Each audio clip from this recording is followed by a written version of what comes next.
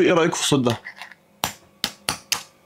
تعالوا نعمل كريم بروليه. هنزل بالكريمه والحليب او اللبن، هجيب الفانيلا بينز وهسيبها من النص، افتحها بالسكينه كده، اسحب كل ده.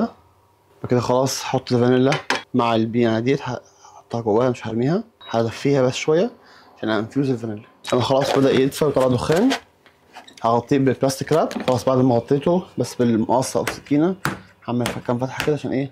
اطلع البخار. سيبها على جنب 10 دقايق او ربع ساعه عشان الفانيلا تنفيوز في الكريمه.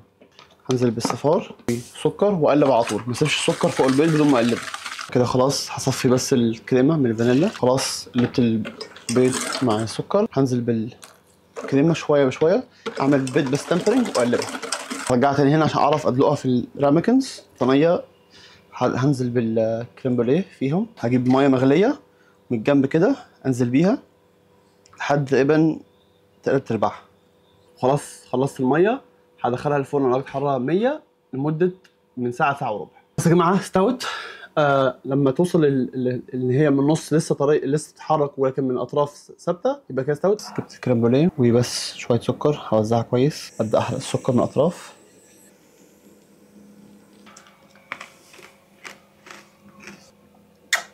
دن.